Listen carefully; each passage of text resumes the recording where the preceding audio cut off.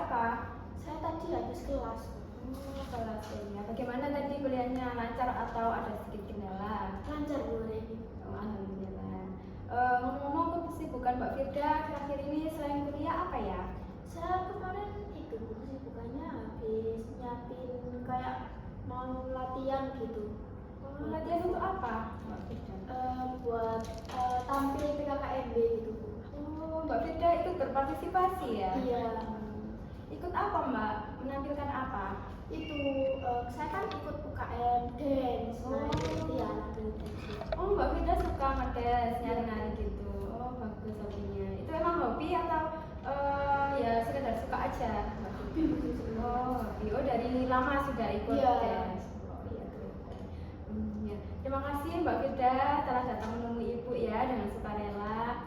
Lalu apakah ada yang ingin Mbak Firda sampaikan atau ceritakan dengan kedatangannya Mbak Firda ke sini? Jadi itu Bu, saya tuh sebenarnya mau konseling kan. Soalnya saya tuh mau cerita itu, saya kan di kelas itu kayak ngantuk kan gitu. Begitu ngantuk. Jadi sebelum kita berjalan lebih lanjut, apakah Mbak Firda sebelumnya pernah ikut proses konseling? Belum Bu, ini baru kenal. Jadi belum pernah ya. Jadi izinkan Ibu di sini menjelaskan sedikit apa itu konseling ya. Iya Bu. Jadi di sini konseling adalah proses pemberian bantuan di mana dilakukan oleh saya sebagai konselor yang diberikan kepada Mbak Firda sebagai konseling yang bertujuan untuk membantu Mbak Firda itu agar dapat menghadapi masalahnya Mbak Firda sekarang gitu. Nah, tetap ya Mbak Firda, saya ini hanya sebagai fasilitator, hanya untuk memfasilitasi Mbak Firda aja. Selebihnya untuk keputusan, solusi terbaik itu di tangan Mbak Firda. Bapak bisa dipahami? Iya Bu, saya paham. Baik, alhamdulillah sudah dipahami. Sebelum itu juga sebelum kita melakukan proses konseling, kita akan menetapkan kontrak konseling terlebih dahulu Mbak Firda. Nah, rencananya konseling kita hari ini itu akan berjalan selama 35 menit. Lalu dalam 1 minggu kita akan bertemu 2 kali pertemuan. Di mana setiap pertemuannya itu dimulai pukul 12 siang. Apakah Mbak Firda keberatan atau ada apa gitu? Enggak Bu, saya tidak keberatan. Saya Baik, alhamdulillah jika setuju. Nah, tadi Mbak Firda kan sudah mengatakan bahwa Mbak Firda itu mengantukkan gitu di dalam kelas ketika pelajaran. Mbak Firda mengantukkan itu sejak kapan ya Mbak?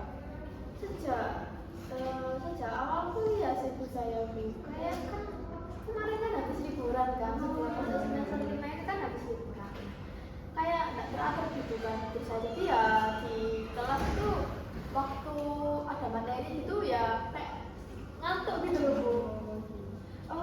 Kira-kira itu Mbak Firda, faktor penyebabnya menurut Mbak Firda itu apa ya? Kok Mbak Firda jadi ngantukan gitu di kelas? Menurut saya ngantukan itu karena malam harinya saya sering main HP kan. Jadi tidurnya tuh terlambat gitu Bu. Jadi Mbak Firda itu begadang gitu ya? Iya. Begadangnya itu suka main HP Iya. begitu. Tapi tetap Mbak Firda itu bisa bangun pagi atau tidak ya? Saya bisa bangun pagi Bu, tapi setelah bangun pagi itu saya tidur lagi. Sama liburan tuh kegiatannya gitu, Iya. tidurnya malam, Iya. main HP, begadang gitu. Terus paginya tetap bangun pagi, cuman hanya ya di kasur aja gitu, Iya. terus tidur lagi. Iya. Gitu ya baik. Jadi harapan Mbak Firda untuk kedepannya tuh seperti apa? Saya inginnya ya di kelas itu saya pengen tuh lebih fokus lagi Bu, lebih fokus sama pelajarannya lagi. Terus saya juga pengen tuh kayak nyatet materinya gitu. Kalau misalnya saya ngantuk kan, saya inginnya tuh agar tidak ngantuk, saya kayak nyatet materi gitu. Gitu. Jadi Mbak Firda itu ingin lebih fokus, tidak ngantuk lagi ketika di kelas. Bagus, harapannya sangat bagus Mbak Firda. Lalu apakah Mbak Firda sudah melakukan usaha-usaha yang dilakukan agar harapan atau tujuan tersebut tercapai Mbak? Saya itu pernah Bu nyoba kayak bikin alarm. Ya. Misalnya alarmnya jam 9 ya sudah saya tidur jam 9 gitu. Terus saya juga pernah nyoba ya waktu di kelas itu saya berusaha kayak agar fokus gitu. Terus ya saya kayak nyatet materi gitu Bu. Lalu apakah hal itu bisa membantu Mbak Firda? Sedikit membantu sih Bu. Alhamdulillah. Lalu apakah ada faktor pendukung dari orang tua atau teman-teman ketika Mbak Firda itu melakukan usaha-usaha tersebut?